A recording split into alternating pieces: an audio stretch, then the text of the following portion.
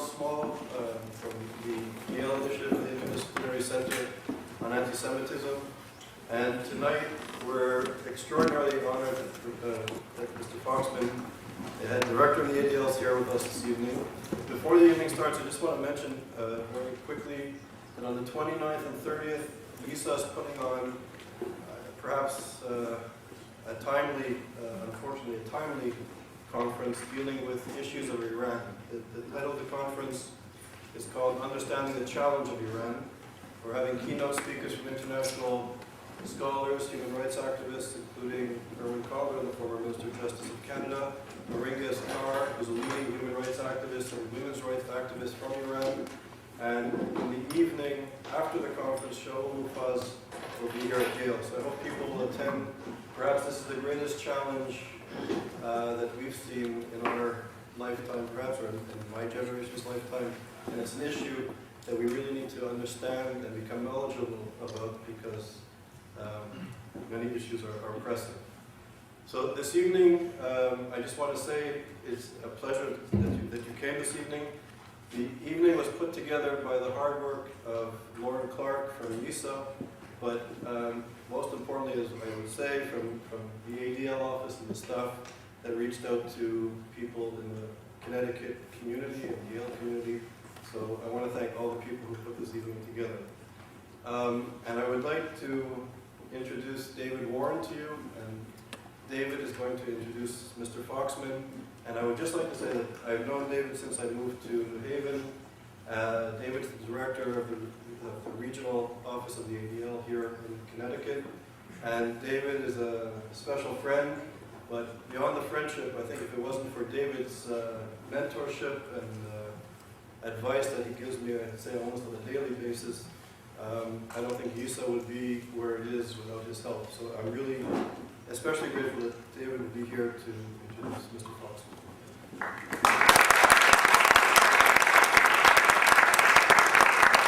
Thank you, Charles. We have a mutual admiration. The work that you're doing here at Yale with YISA is incredible, truly incredible. One of the seminal essays on anti-Semitism in the last decade was penned by Jonathan Rosen. Jonathan, I believe, was Yale's class of '85. He's about 45 years old, my age. And in November 2001, Rosen penned a seminal essay in the New York Times Magazine entitled The Uncomfortable Question of Anti-Semitism. Rosen wrote in the first paragraph, "When I was growing up, my father would go to bed with a transistor radio set to an all-news station.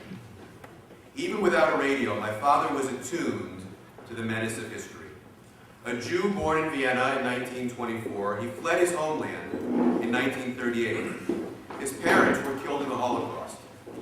I sometimes imagine my father was listening for some repetition of past evils so that he could rectify old responses. But he may just have been expecting more bad news. In any event, the grumbling static from his bedroom depressed me, and I vowed to replace it with music more cheerfully in tune with America. These days, however, I find myself with my father's frequency.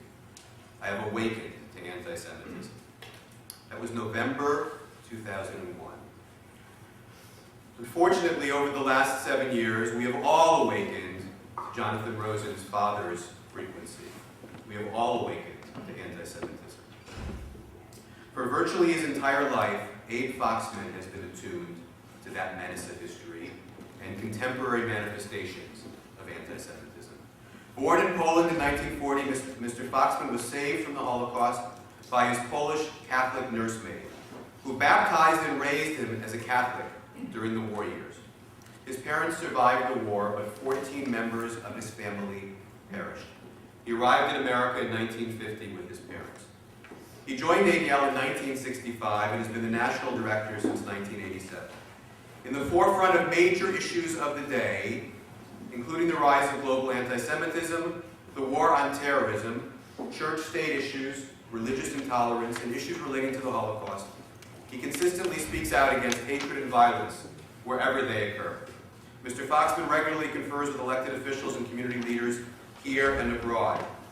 He appears frequently on national news programs and is quoted often in the New York Times, the Washington Post, the Wall Street Journal, Time, Newsweek, and many other periodicals. His op-eds appear regularly in newspapers across the country.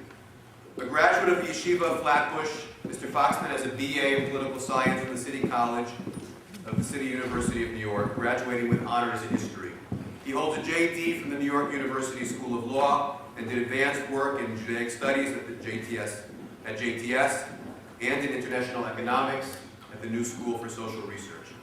Mr. Foxman is fluent in several languages. He is the author of The Deadliest Lies, The Israel Lobby, and the Myth of Jewish Control, which was published in September, and is the author of Never Again, The Threat of the New Anti-Semitism. It is my great pleasure to introduce the National Director of the ADL, Abraham Foxman.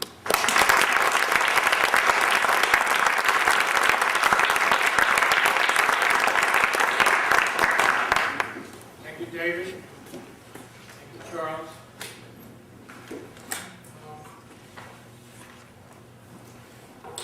Ladies and gentlemen, I feel a little intimidated to give a lot of speeches.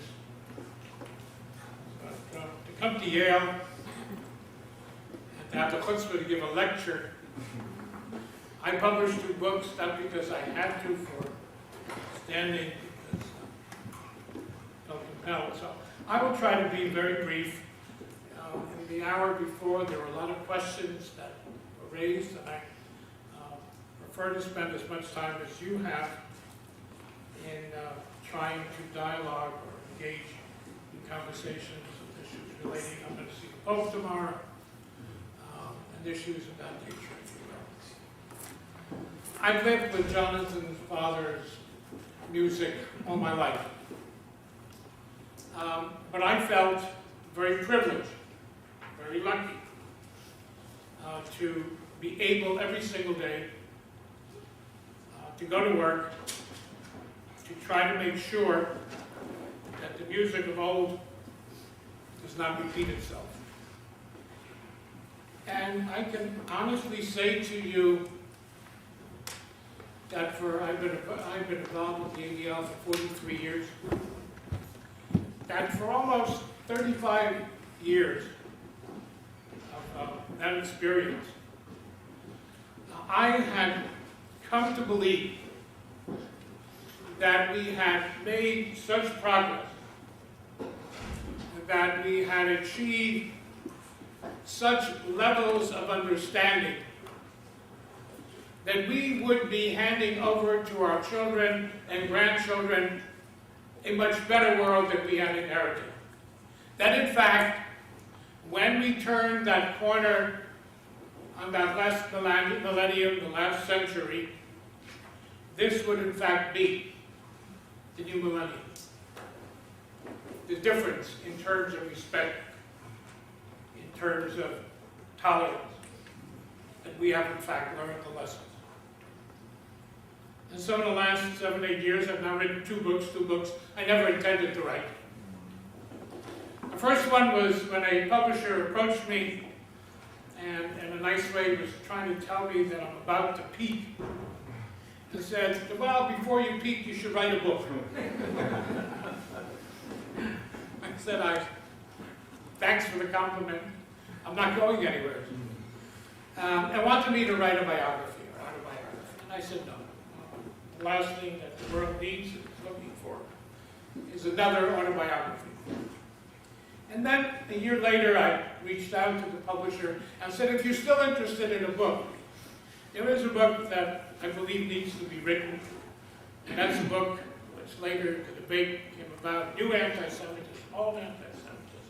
I believe there's a need to write a book about current anti-Semitism, not about the history, not about the research of the past, but of the current status and situation.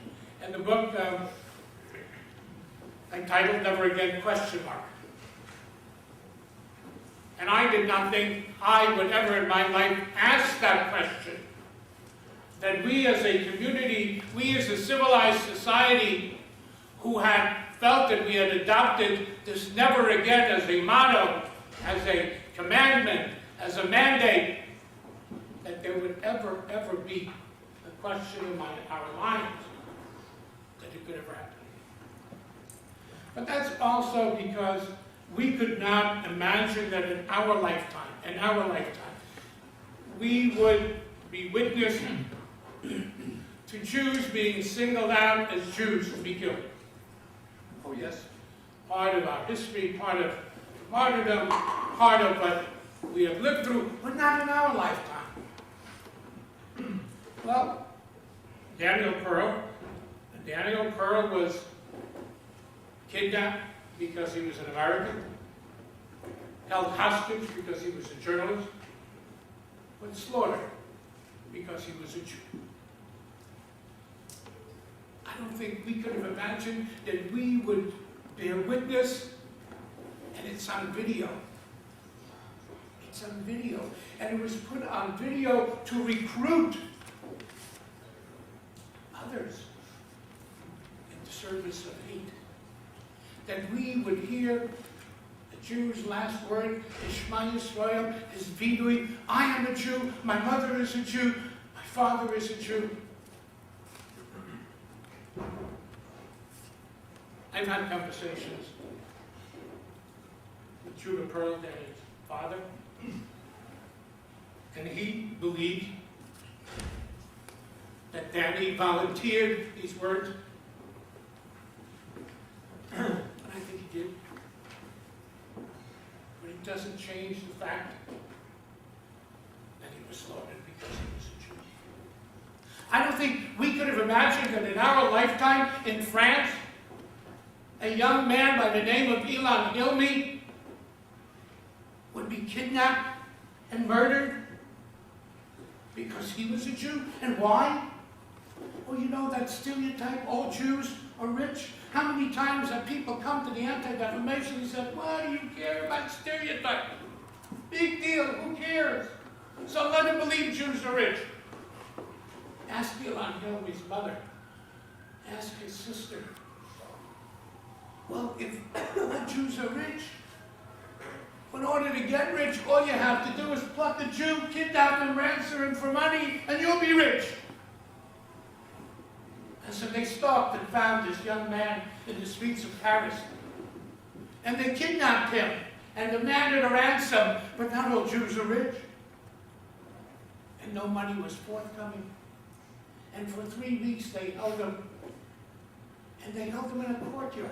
They moved him upstairs in the building and downstairs. The elevator couldn't be used for 3 weeks.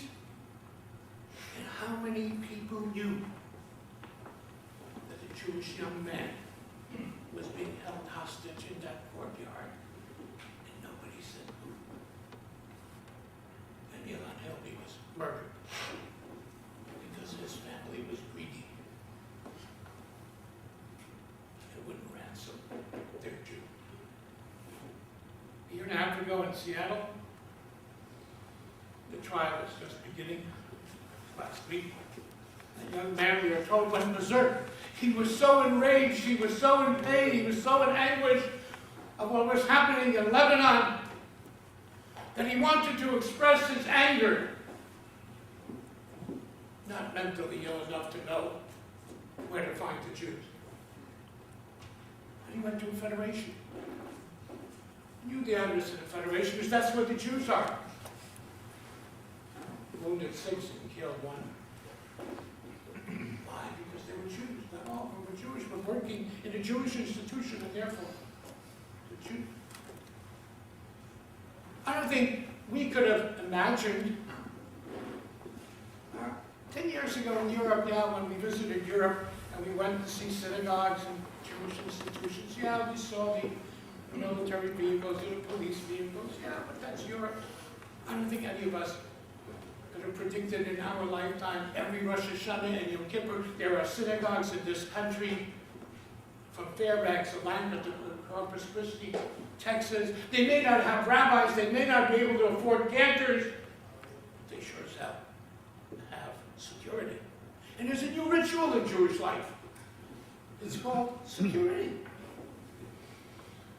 Look at what happens in synagogues inside and outside. The volunteers. the local police, the law enforcement. So we've turned that corner on the millennium thought, thinking that it was behind us.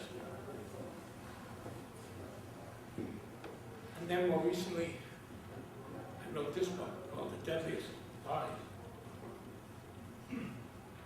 Another publisher came to me, and I guess the first one was such a bestseller that they wanted me to do a book called Son of Anti-Semitism. I said, no, I'm not interested. But there too, when I began to realize that all of a sudden, entering into mainstream of our society were anti-Semitic canards that have been so costly in the lives of our people, that all of a sudden those canards which we heard in the fringes of society, on the radical right, on the radical left, by the bigots, by the Pat Buchanans, by the David Dukes, by the white supremacists, by the Arab extremists, by the that the Jews control, the Jews are too powerful, the Jews are responsible. We've heard it, but we haven't heard it in this country. We certainly haven't heard it since World War II. And to wake up one morning and to find, and I know I have to be sensitive, professors of two significant universities, not yours, Kosovo, but a professor at Harvard and a professor at Chicago, professors of standing and respect in their field. To wake up one morning to find an essay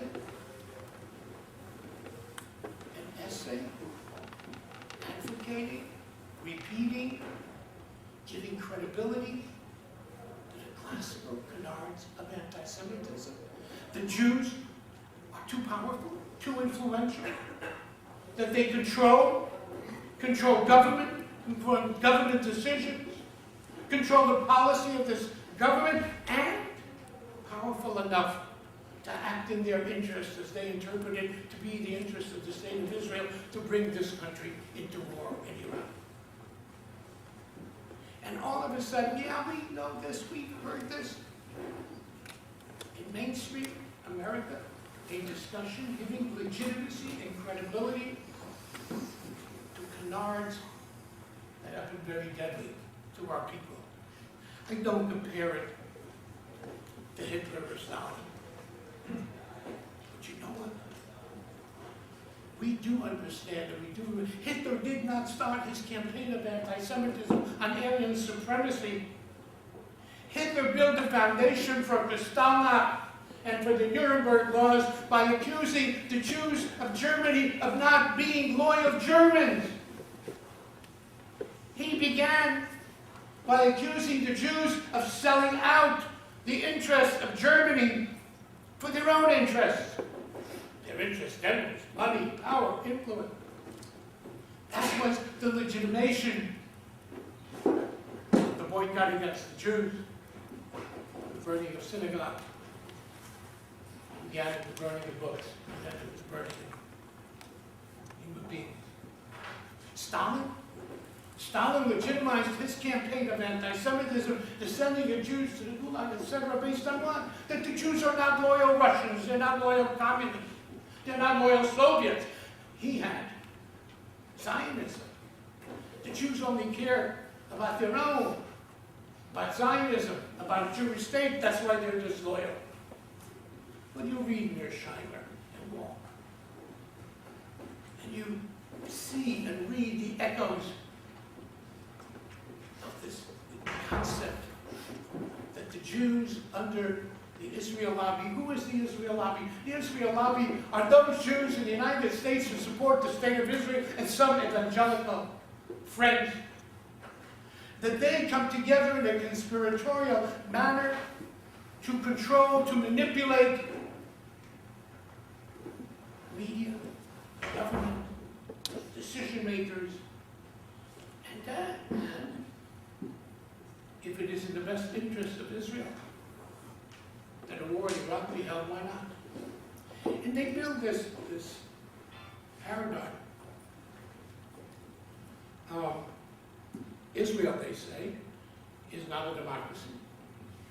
It's not a moral country. It's not a country under threat. Well, so if it's not a democracy and it's not a moral place and it really is not threatened, why does the United States continuously support Israel? Oh, well, that's because Israel serves America's interests. No, they say, that's a sham. Israel does not serve America's interests. Why do you think there was a 9/11? Why do you think Americans were attacked in Washington and New York? Because of our policy in support of Israel. Why are we hated throughout the world? Why does the Arab world hate us? Because of our support of Israel. So if Israel is not a democracy worthy of our support, and it doesn't serve our best interests, so why in the world would we as a country continue to support Israel? Because you see, there is an Israel lobby, which is very powerful, which controls our government, which manipulates it to make decisions which favor that lobby's group. So people say, so what? So what? Well, the so what is,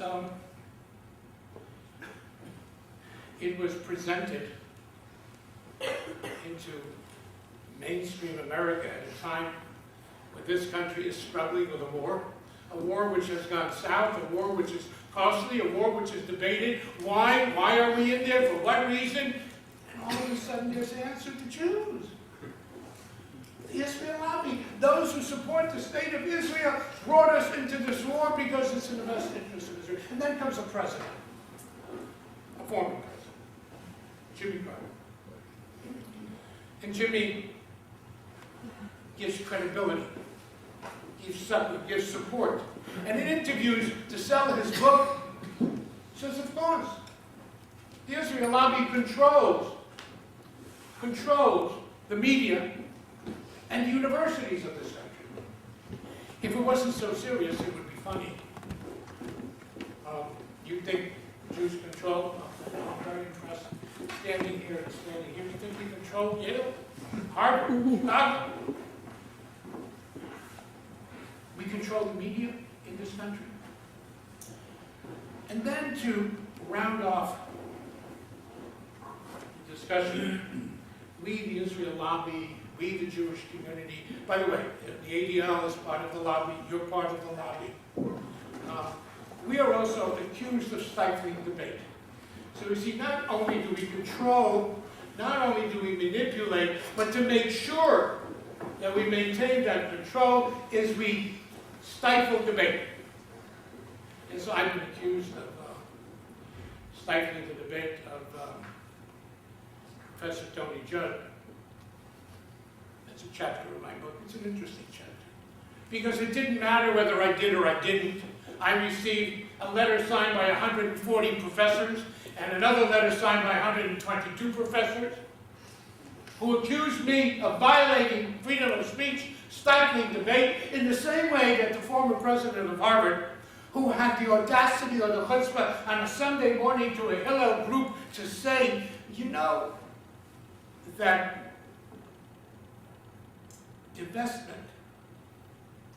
divestment which only singles out Israel as evil, as unjust, as immoral, that may lead to anti-Semitism.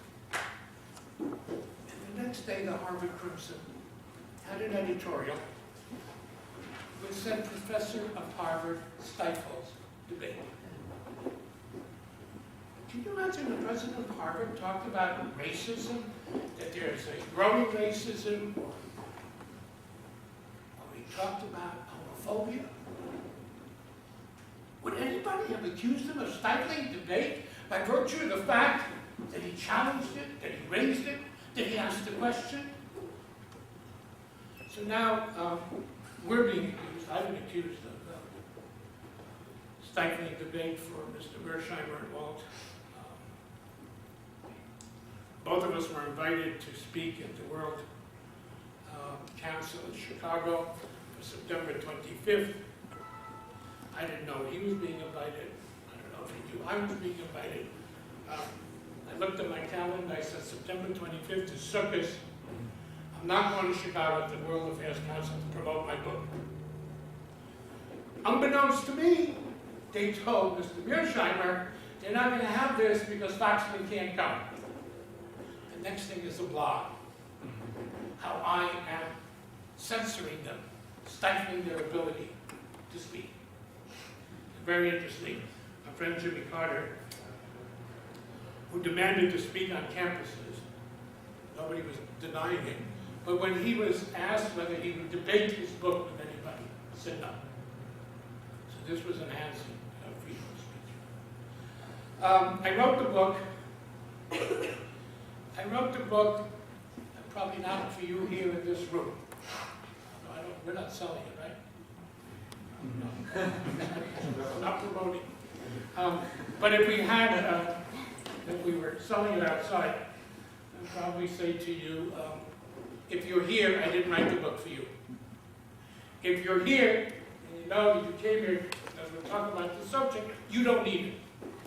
But my concern was that within a year or two or three, and it's happening, that book or that thesis would become recommended or required reading in courses in American foreign policy, in governance, in lobbying, in courses on American Middle East policy. And therefore, at the very least, there needs to be a text or a reply or an analysis. I try to do it in a non-historical, historic but not hysterical manner. I try to deal with the issues and the arguments in the hope that it would open debate. Their book is doing very well in Europe. Very well. It's not doing so well here. They're coming out in paperback, we're coming out in paperback, so there's enough of an interest. And here's a dilemma of sorts. When you get invited, I got invited to the Jubilara Hour to debate Mr. Mearsheimer. Well, it's a civilized debate. News hour. But then the question is, do you go? Do you legitimize? Do you legitimize a discussion about what? How loyal Jews are to this country? How disproportionate is their power, their strength? Are we really responsible for the war in Iraq? Do you ignore it? And I decided that you can't permit the big lie to be out there unanswered. And I went on, but in a way, I left the studio and I said, not that I'm so important, not that I'm so credible, but I gave this hideous anti-Semitic argument credibility by giving it the seriousness to debate it. To debate what? An anti-Semitic canard? The Jews only care about themselves, are not loyal to their country, will manipulate the country's interests in their own? And yet I don't think we have a choice. What worries me more than what's out there, although there is something that worries me in this country. By the way, we did polls, the ADL did polls throughout Europe. And in 11 countries that we polled, anywhere from 60 to 70% believe that the Jews of Norway, the Jews of Italy, the Jews of France, the Jews of Spain are more loyal to Israel than they are to their own country. So whether it's 10,000 Jews in Norway, 60% of the population believe that those 10,000 Jews are not loyal to Norway. So I'm not that shocked. by some of those numbers. Also, 1 out of 2 Europeans believe that the American Jewish community, or the Israel lobby and the American Jewish community, control American foreign policy. And so you have this syllogism. Europeans don't like America. Why don't they like America? Because they don't like Bush. Why don't they like Bush? They don't like his foreign policy. For Bush, don't they like his foreign policy? Well, the Jews control it. Gee, how it all fits. I hope I shocked you by telling you that in this country, 1 out of 3 Americans believes that American Jews are more loyal to Israel than the United States. That's a statistic that has not changed in the last 40 years. That's a very serious attitude in this country. And so we can now attend Yale and live where we want and engage in whatever business we want and marry, the rabbis here, and marry who we want. That's another issue, not. And yet, 1 out of 3 Americans believe today that their friend, their neighbor, the Jew, is not loyal to this country. That's very serious. And that's what makes Mearsheimer, Wald, and Jimmy Carter that much more serious. Because their venom, their poison, plays on this platform that's out there. I've been also accused of accusing them of anti-Semitism, of being I have not called Jimmy Carter an anti-Semite, but boy, am I tempted. I don't know what's in his heart. That's between him and his maker. And I have not called Mearsheimer and Wald anti-Semites, even though they've accused me. I have said that they advocate, promulgate, give credibility to very serious anti-Semitic canards. Now, somebody once said to me, well, if they do it once and they don't know, they do it twice and they don't know, they're innocent. But what about the third time when you tell them that what they're doing is anti-Semitism? What does it make them? You decide. You decide. The difference in this country, the difference when we talk about anti-Semitism, Charles, hopefully, God willing, in the years to come, the Institute here will be able to, bless you, hone in and focus as to why in some places yes, why in some places no.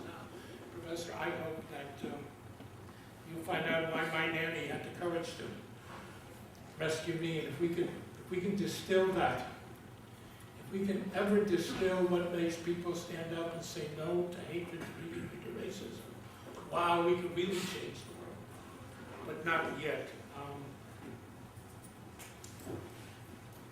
The difference in this country, unlike the rest of the world, is that while in this country you have a right to be a bigot, you have a right to be a racist, you have a right to be an anti-Semite, this country guarantees you the right to be a bigot. But at the same time, in this country, if you are an anti-Semite and a racist and a bigot, most of the time, there is a consequence that you pay. A politician who today publicly engages in bigotry and racism and hatred pays a price. Commercially, there's a debate. We have time, we're going to talk about it. I can talk about it. Mel Gibson. A lot of people said to me, I should have kept quiet about Mel Gibson. I wouldn't have made him the success that he was. Believe me, the millions of people who went to see The Passion didn't go to see it because Abe Foxman said it was anti-Semitic. But the beauty of this country is Mel Gibson, who at the height of his Passion controversy was an icon in Hollywood. Mel Gibson was the most popular actor, director, producer. He was voted that year People's Choice. He was on every magazine, movie magazine cover, news magazine cover. Wow! Where is he now? his acting ability changed? His looks changed? His personality changed? No. What changed was that he revealed himself in front of the American people as an anti-Semite. Took a little bit of liquor. But he revealed himself, and the American people responded. It's no big deal. That's the beauty of this country. And so when there are those who engage in anti-Semitic canards, it is our responsibility to confront them and to challenge them. And I hope I don't have to write a third book. But that's why I wrote this book. And the other thing that concerns me in a very internal way is a fear that these charges, these arguments, these canards would intimidate the Jewish community. I worry about that. That we not be intimidated to continue to exercise our constitutional rights, to stand up and to advocate for what we believe in, because we believe that it is right. And I worry that when these arguments play in mainstream and civil society, some of the fallout is for Jews to say, well, maybe we should keep quiet. I don't think that the Jewish people have the luxury to be quiet in the face of anti-Semitism or bigotry or prejudice. And that's why the establishment in this place of a public center, a public institute, to deal with, to understand, to challenge, to confront anti-Semitism is so, so important and so, so special. Because it says that in this country, in this place of excellence, in this place which understands the roots of our values, joining the ethics, the Urim V'Tumim. The Urim V'Tumim of civilized society is respect. Respect of others. At the very fact that this institution wakes up one morning and says, it is not sufficient for us to teach, to build expertise and professionalism. We also need to be an institution that understands and exposes and challenges anti-Semitism. For anti-Semitism, and we the Jewish people, have for too long been the canary in the coal mine of bigotry.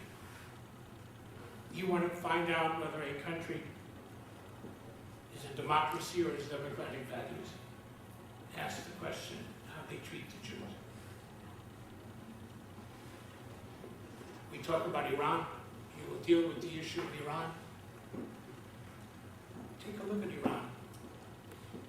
We know how it feels about the Jewish people. We know that not only does it promise to destroy it, but make sure that its subsidiaries, the Hamas and the Hezbollah, are better trained to kill Jews. And it's Jews. Read their constitutions.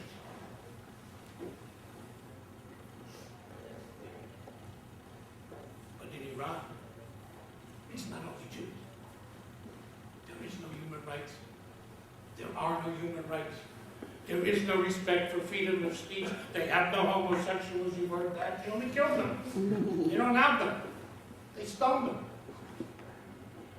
And so that when this institution says we need to deal with this historic disease, it understands that at the end of the day, never again is not limited to Jews. Never again is a commandment chiseled on the experience of 6 million Jews. But never again, the lesson of never again is never again to be silent when anywhere, anyone is in fear, is singled out, is anxious because of the color of their skin, what they believe, their religion, their sexual orientation, or whatever that is different from what some describe as the norm. And so, Charles, thank you. Thank you for taking up the challenge. It's always very exciting, but also very difficult to be the first. And thank you for inviting me, giving me an opportunity to share the students, faculty, and friends, community, and our friends in the ADL. And we find each other. Don't forget, for those of you who celebrate Pesach, Freilich, and Akoshem, I presume. Tomorrow I will say, good Yontif Pontif. So,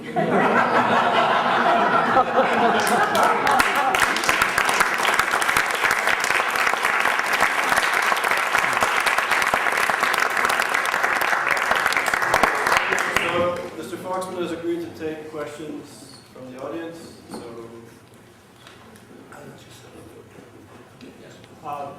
On Book TV, in an interview, question and answer, one of the Mearsheimer Walt said publicly that Israel is not under existential threat.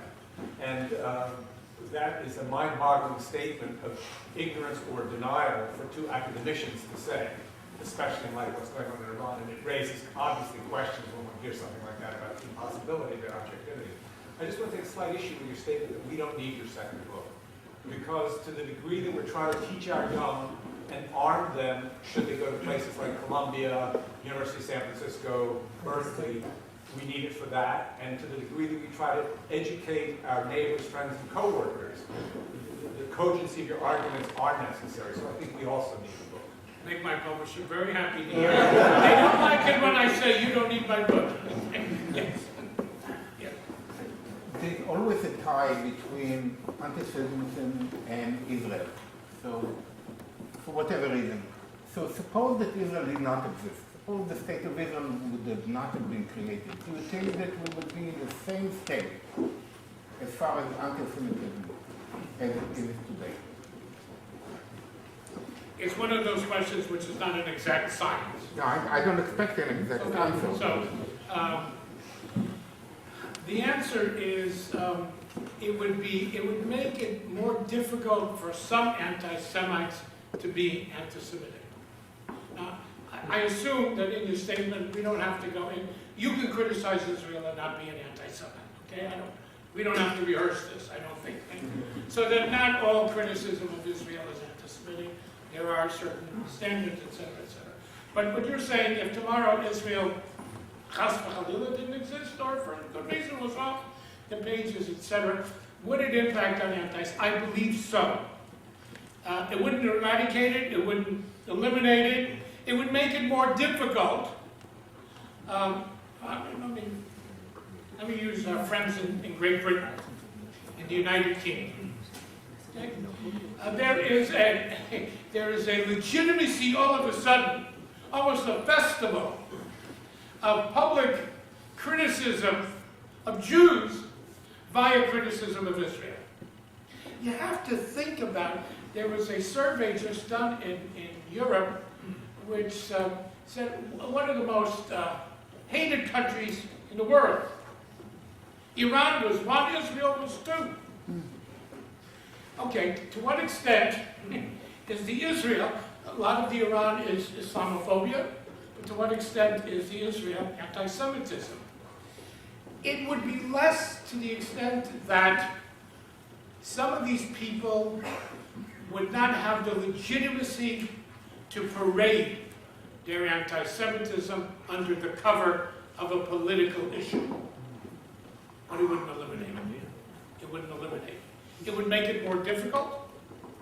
It would make it somewhat more, and I believe in Great Britain, where we thought, right? We thought, hey, wow, And now all of a sudden we're waking up to find this has become one of the major places of anti-Semitism in Europe. And it's all based on their approach and attitude and criticism of Israel, which now permits them to act. Chirac. Elie Wiesel shared with me the conversation he had with Chirac, where he said to Chirac, your continued public criticism of Israel reinforces the legitimacy of anti-Semites to speak out. Which is why I believe Chirac invited President Sharon to France to be able to show that there is this relationship. And for a while, the anti-Semitism dropped. But in effect, the anti-Semitism dropped once France began to deal with it seriously. And part of it was, and again we can't measure it, was a changed attitude towards Israel. When the government stopped beating up on Israel on every opportunity, and therefore the media did not, and then you criticize Israel for defending itself, and then you compare it to collective punishment, to the Nazis, etc., it becomes a legitimizing effect, an element on anti-Semitism. So in a long way to say, would it eliminate it? No. Would it eradicate it? No. Would it make it less? Yes. And it would make it more difficult for some to act out or speak out against anti-Semitism. Yeah. Yes, ma'am. I'm Marcia Stein. I worked for you in the Connecticut office on 3 separate occasions. My husband and I both read the book. I read both of the books. Before I worked for ABI, I was a college professor for over 2 decades. My husband's been one for 36 years. And I know very much how misinformed, ill-informed, uninformed college students can be. I didn't teach at Yale. Yale students may be the exception.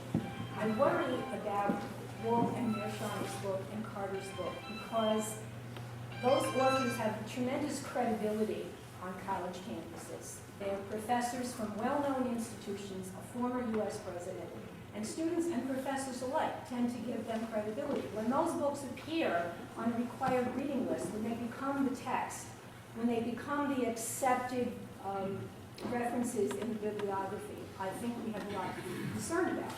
People in this room, as you said, are here because, well, you're preaching to the choir by talking to us, but there are a lot of really ignorant people on college campuses, faculty included.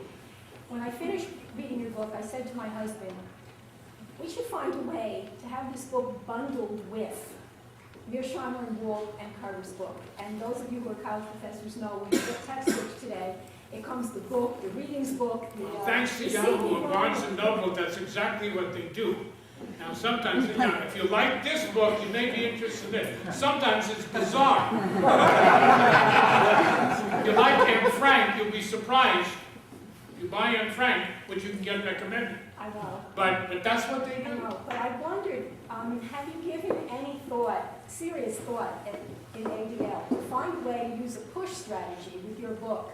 Find out region office by region office which universities are putting it into the classroom as a text or recommended reading, and either donate copies of your book to the class or have donors earmark their donations to give copies of your book to go with it. Because I thought it so clearly went over each of the statements that Mearsheimer and Walt made and Jimmy Carter made, and it was like a textbook. It really showed where each of those books went wrong. So I'm not being facetious, and I don't work for you anymore, so I'm not trying to flatter you. But I really do think. Come back. I really do think. I just left 2 weeks ago. I really do think that a push strategy to get the book where Carter and Mearsheimer and Walt's books are being used would be very relevant. Yes.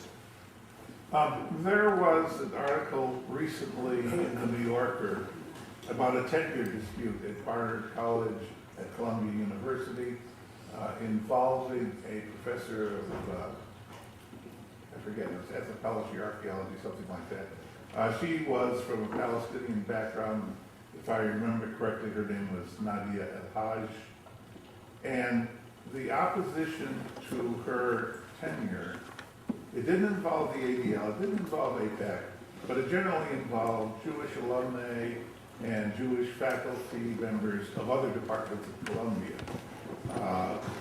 who had, as it appears from the article, a rather ill-informed basis for opposing her tenure, which she ultimately got, by the way. But is this not an example of stifling debate? No, there was an open debate. Her tenure was up. There's nothing in stifling debate by having a debate whether such and such a professor merits tenure, unless you say to me tenure is like this, or tenure is only to be decided in the secrecy of 7 faculty. I don't know. I don't see this issue of stifling debate by asking questions, by challenging. That's a stifling debate. Well, I think it would have a chilling effect, particularly where in this particular case they said she didn't know Hebrew when she in fact knew Hebrew, that she never went on a field trip to Israel, that in fact she did go on a field trip to It was an Israel. open debate. The facts, some people had certain facts, some people had other facts. All these facts were heard publicly, submitted to the committee. They made their decision. You know what? I don't know based on what they made the decision, and I'm not willing to come to judgment. I'm not sure they made a decision on what you think they made their decision on, but that's okay too. But that's opening debate. And if the facts are wrong, then one can establish the facts. If somebody says she is so-and-so and she's not so-and-so, I think the committee voting on tenure has a responsibility to ascertain the facts. And if the facts are not what somebody said, wonderful. So I'm not a philosopher, I don't know what it is, but to say that if you challenge a discussion, by the very fact that you challenge discussion, you're stifling it, it's an absurdity, it's nonsense. It's nonsense.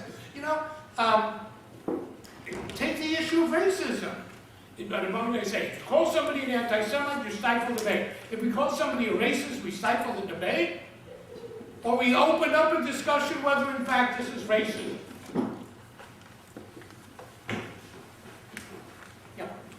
George Schultz wrote an article a couple months ago, I believe, where he was arguing against the notion that there is such a thing as a Jewish lobby influencing American. Yeah, he wrote that article as a foreword to my book. And see, I told Board Zuckerman, don't republish it. See, you didn't buy my book. You read George Schultz. What Board Zuckerman did was publish the introduction to my book on the back of U.S. News and World Report. That's what you read it. Yep. Where he basically said, hey, nothing wrong with him. I approached George Schultz at a party, telling him that I was writing a book about this subject, and can I ask him to write an introduction? And he listened to me and he said, well, I'm not sure you want me to write an introduction. All I would say is, I think you're a bright guy, and some of your friends are bright. I hear you, I listen to you, but I make a decision what I believe is in the best interest of the United States. And I said, Mr. Secretary, that's what I want you to write. Yes. Some people nowadays they hide behind being against Zionism and against the Jewish population of Israelis. Now, to be against Zionism, would you consider it to be an anti-Semitic? All right, the question is, to be against Zionism is not necessarily being anti-Semitic. I would say 98% of the time, yes. But I'll tell you when it's not. There are, in this world, a small number of people who are opposed to nationalism. They're opposed to every nationalism. They believe that nationalism is, in its basis, racist. Because nationalism says, we, our country, my nation, my history, Nationalism is for a country with citizenship. Every country determines its law of citizenship. They are exclusionary. They set standards first and foremost for your citizens, then, etc. So there is an element of exclusivity in all nationalisms, which by some definition may be racist. Those people who oppose Zionism are not anti-Semites if they oppose Palestinian nationalism, French nationalism, Armenian nationalism, American nationalism, fine. I understand that, I do it. But if the only nationalism which you find racist, the only nationalism that you can't deal with is not fair, is Jewish nationalism. We call it Zionism, call it what you want. Zionism is Jewish nationalism. It's a national independence movement of the Jewish people. And if that's the only one you don't like, that you think is not fair, then you're an anti-Semite.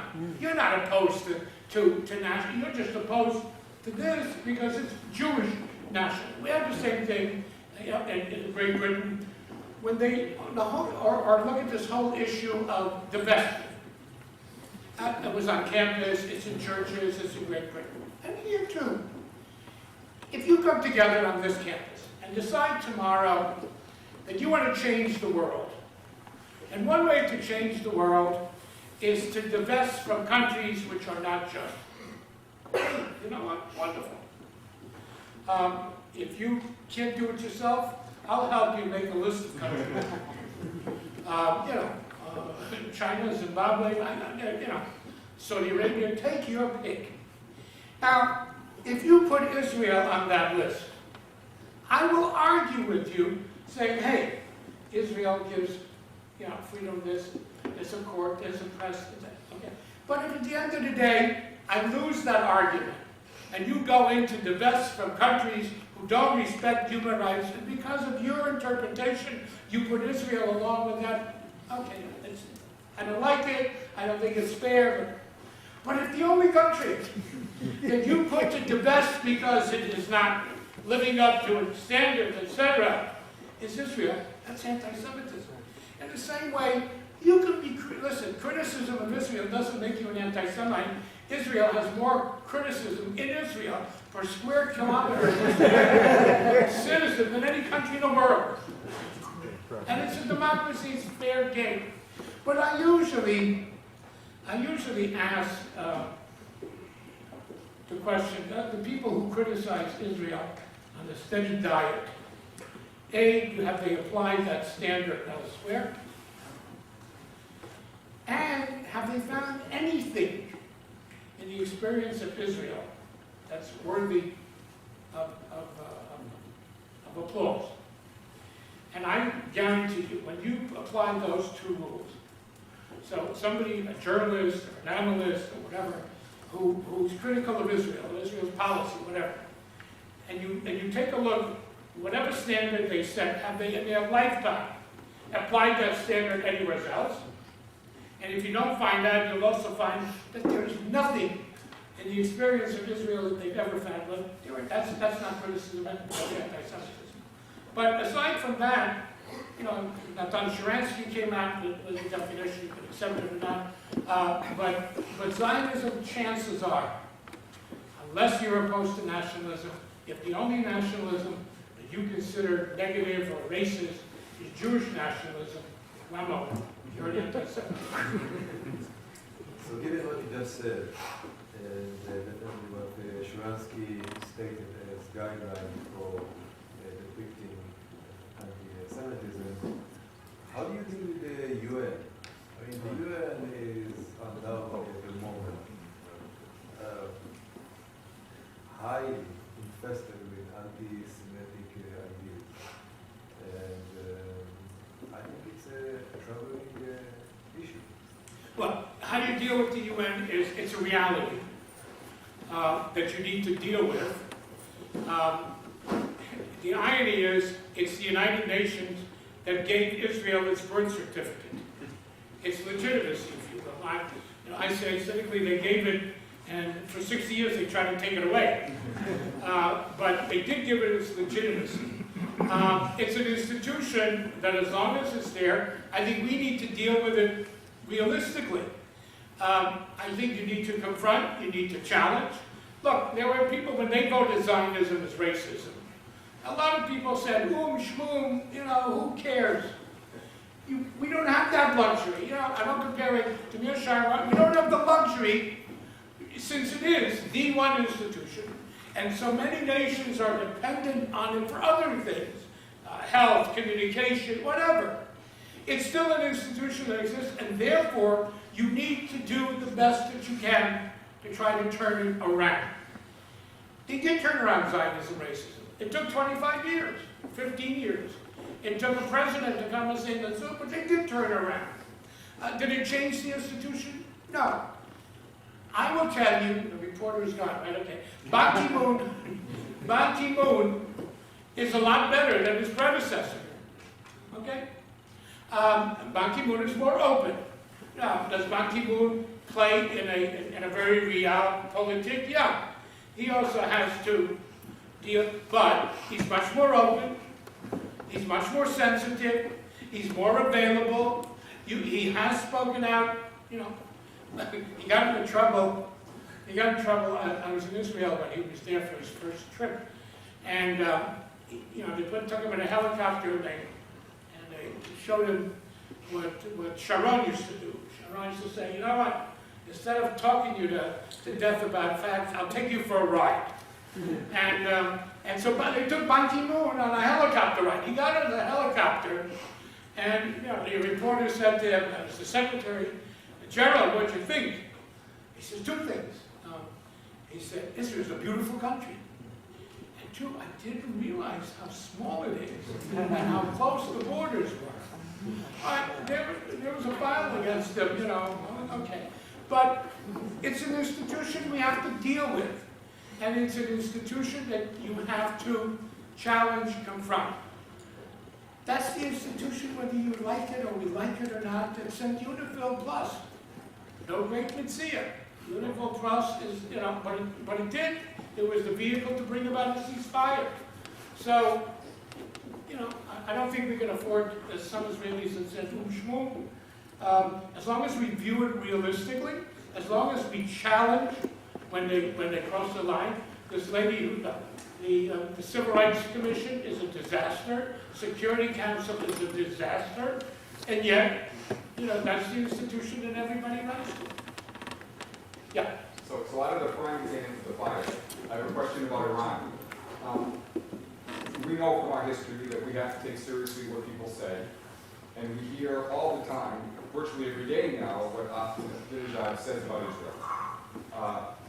What would you counsel people like us who have great concerns about Israel's safety and well-being and about the Jewish people generally as a result of people like that in the world? What can and what should people like us be doing in order to help people understand the nature of the concern? What kind of recommendations should we be conveying to people who may be in a position to at least articulate that message? What would you like us to do? Okay, well, number one, we're in an election campaign.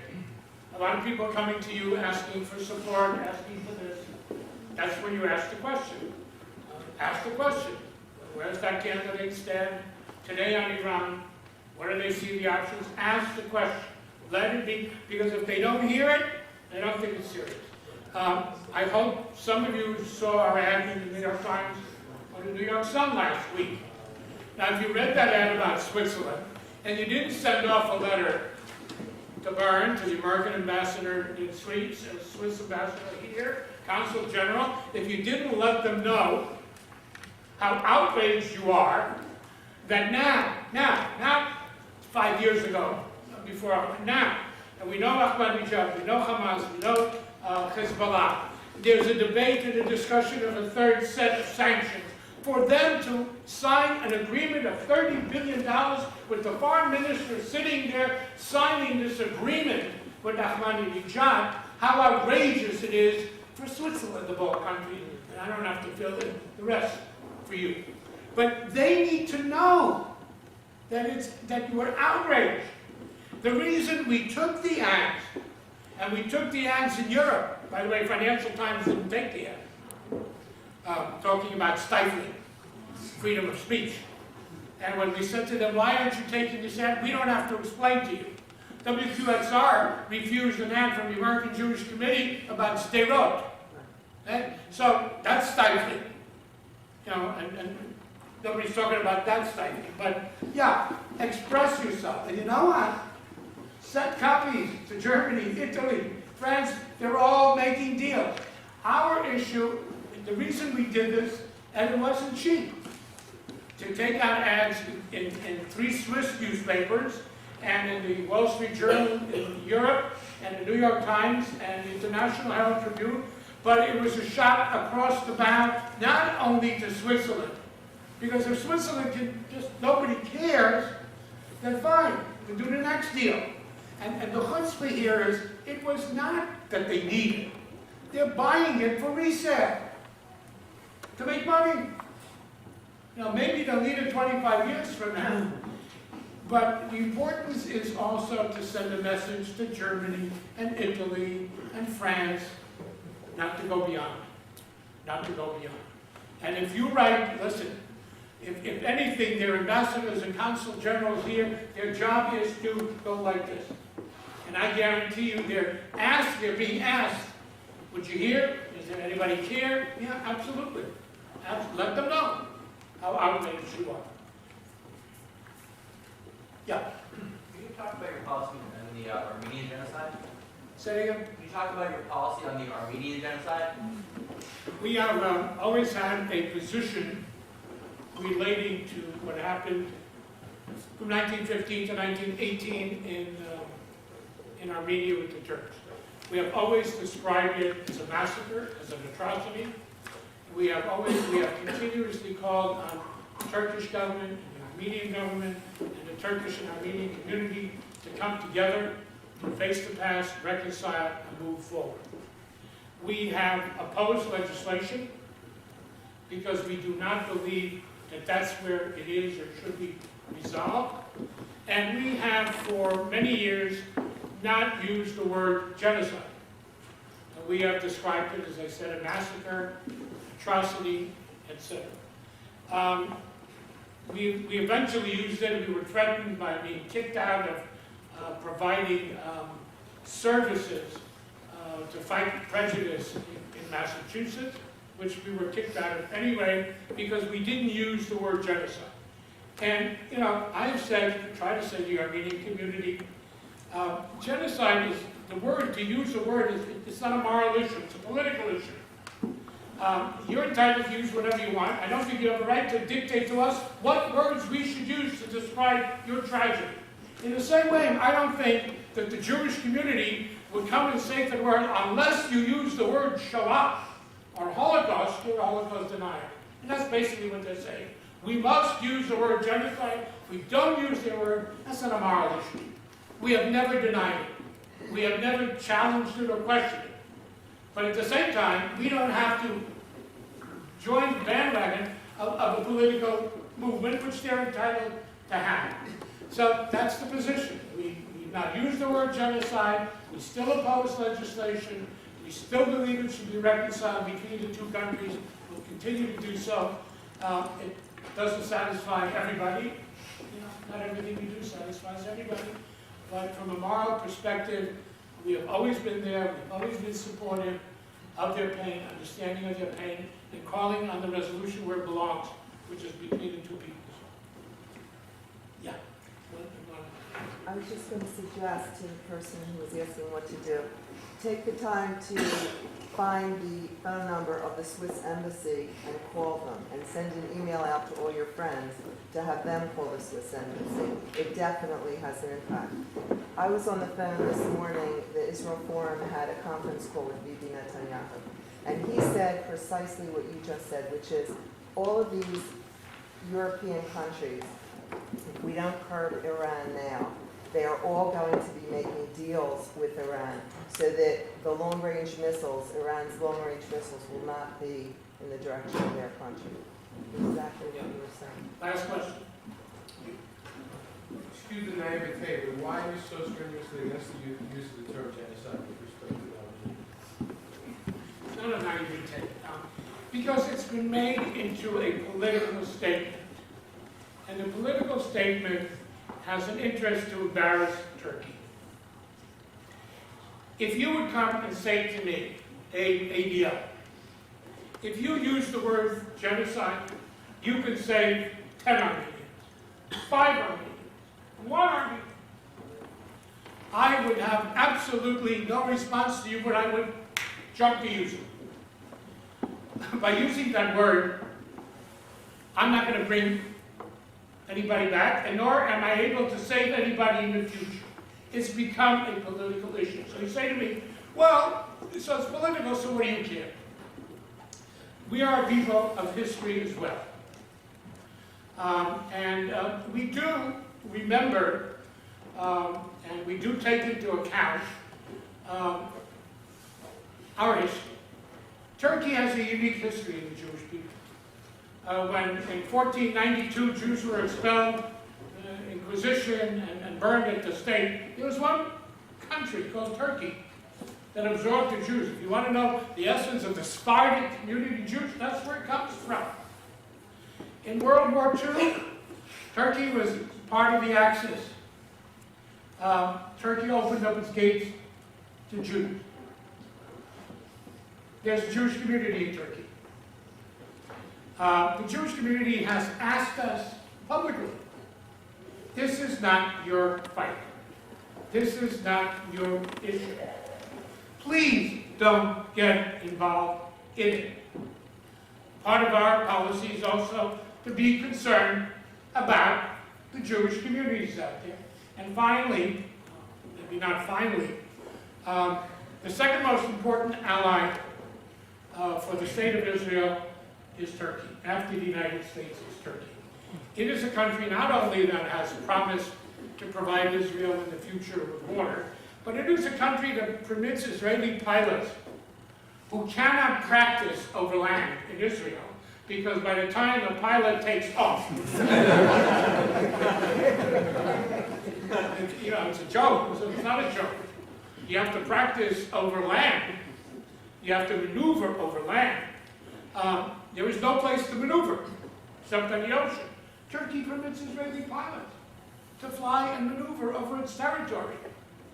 And so when they come and say to you, this is not your battle, and so when others say, you have to use our word, we say, you know what?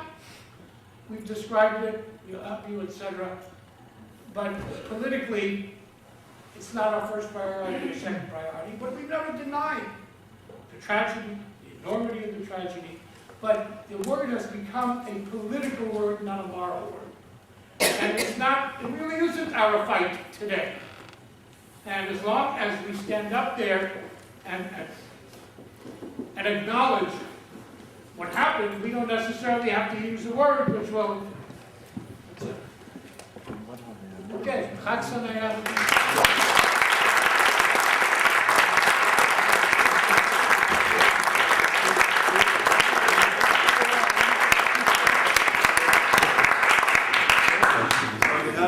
And the local ADL.